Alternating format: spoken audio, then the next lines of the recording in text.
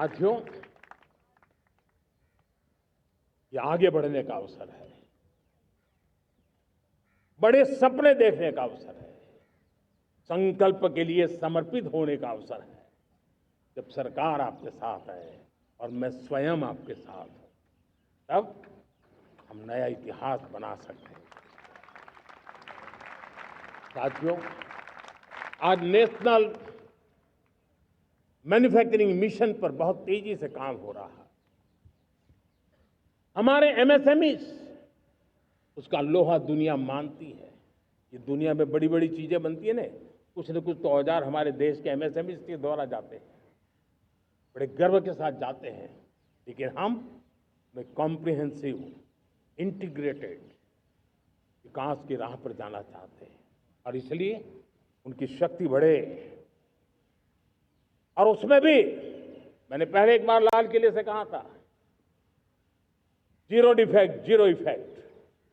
आज कहना चाहता हूं कि हमें विश्व बाजार में अपने सामर्थ्य का लोहा मनवाना है, तो हमें क्वालिटी में निरंतर नई ऊंचाइयों को पार करना। दुनिया क्वालिटी को स्वीकार करती है, हमारी गुणवत्ता सबसे ज्यादा हो और सरकार के भी प्रयास हो, रॉ मटेरियल की भी उपलब्धि हो, हमारी प्रोडक्शन की कॉस्ट कैसे कम हो, हम उसमें दम रहे। और साथियों, हम सभी जो उत्पादन के क्षेत्र में लगे हैं, उन सबका मंत्र होना चाहिए, दाम कम लेकिन दम ज्यादा।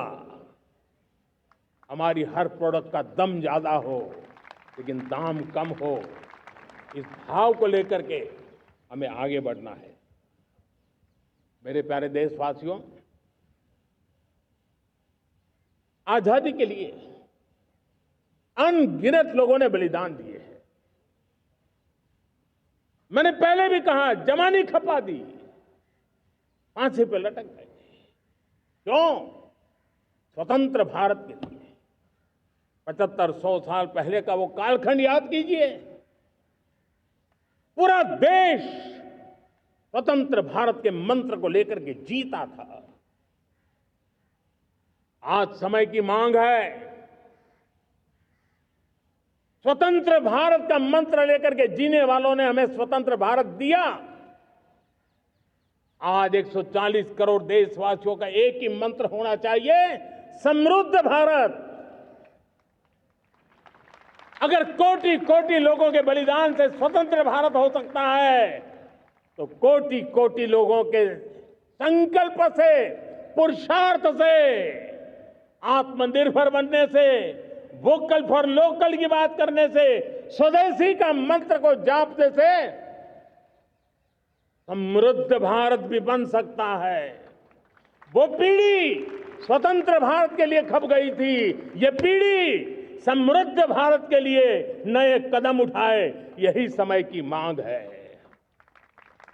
और इसलिए मैं आज बार बार आग्रह करता हूं और मैं देश के सभी इन्फ्लुएंसर्स को कहना चाहता हूं, इस मंत्र को आगे बढ़ाने में मेरी मदद कीजिए।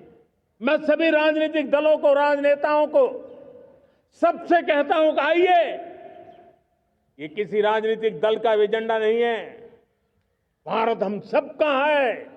हम मिलकर के वोकल फॉर लोकल, उस मंत्र को हर नागरिक के जीवन का मंत्र बनाएं।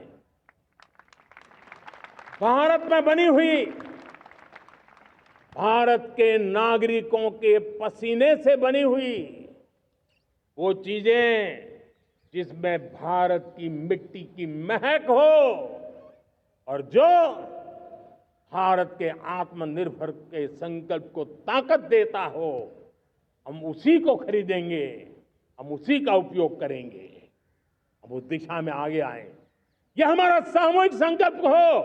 देखते ही देखते हम दुनिया बदल देंगे। दोस्तों, मैं आज हर छोटे मोटे व्यापारी को, दुकानदार से आग्रह करना चाहता हूं, आपकी भी जिम्मेवारी है। हम छोटे थे, हमने कभी बाजार में देखा नहीं था कि शुद्ध घी की दुकान, ऐसे ही लिखा जाता था घी की दुकान। लेकिन समय रहते लोग लिखने लगे शुद्ध घी की दुकान। मैं चाहता हूं देश में ऐसे व्यापारी आ गया, ऐसे दुकानदार आए कि हाँ स्वदेशी माल बिकता है, वो बोर्ड लगा रहे हैं। हम स्वदेशी का गर्व करने लगे। हम स्वदेशी मजबूरी में नहीं, मजबूती के साथ उपयोग करेंगे, मजबूती के लिए उपयोग करेंगे और जरूरत पड़ी तो औरों को मजबूर करने के लिए उपयोग करेंगे। ये हमारी ताकत होनी चाहिए, ये हमारा मंत्र होना चाहिए।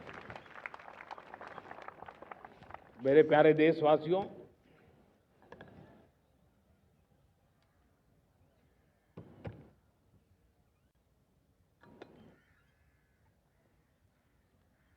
मुझे बहुत लंबे समय से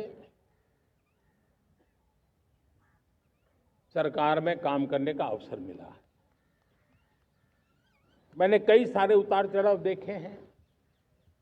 सरकारों की मुसीबतों से भी मैं परिचित हूं, व्यवस्थाओं की मर्यादाओं से भी परिचित हूं, लेकिन उसके बावजूद भी हमारी जिम्मेवारी है कि हम किसी की लकीर को छोटी करने में अपनी ताकत बर्बाद न करें। मैं बड़े अनुभव से कहता हूं, किसी दूसरे की लकीर छोटी करने के लिए अपनी ऊर्जा हमें नहीं खपानी है। हमें पूरी ऊर्जा के साथ हमारी लकीर को लंबा करना है।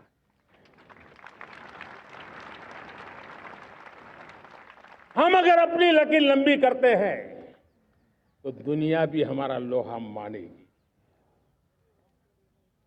आज जब वैश्विक परिस्थितियों में आर्थिक स्वार्थ दिनों दिन बढ़ रहा है, तब समय की मांग है कि हम उन संकटों के रोते बैठने की जरूरत नहीं है। हिम्मत के साथ हम अपनी लकीर को लंबी करें।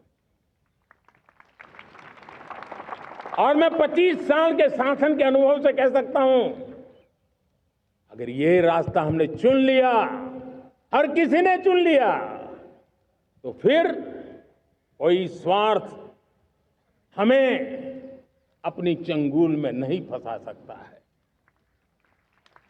मेरे प्यारे देशवासियों, बीता दशक रिफॉर्म, परफॉर्म, ट्रांसफॉर्म कर रहा है, लेकिन अब हमें और नई ताकत से जुड़ना है। पिछले दिनों हमने कई रिफॉर्म्स किए। एफडीआई हो, इंश्योरेंस कंपनी की बात हो, विश्व की यूनिवर्सिटीज को भारत के अंदर स्थान देने की बात हो, कई रिफॉर्म्स किए हैं। 40,000 से ज्यादा अनावश्यक कंप्लायंसेस को हमने खत्म किया है।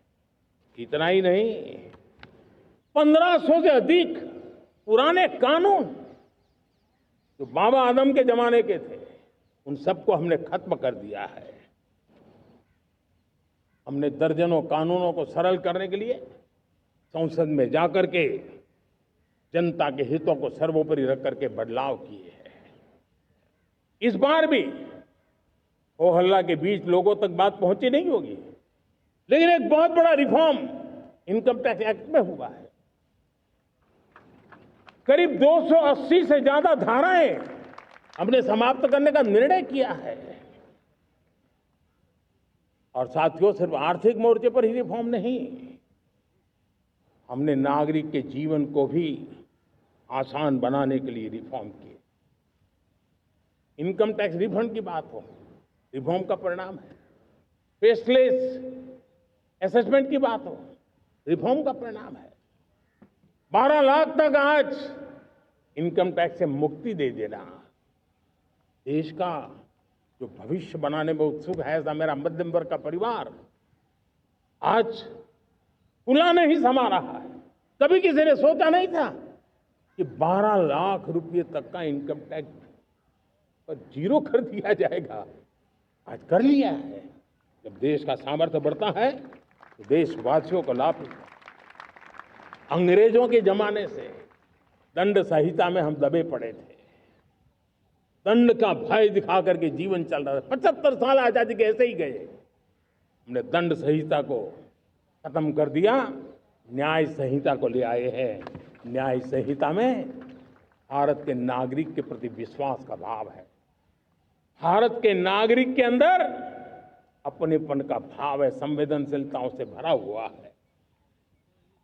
हमने रिफॉर्म की यात्रा को तेज करने के लिए बीड़ा उठाया। हम बहुत तेजी से आगे बढ़ना चाहते हैं।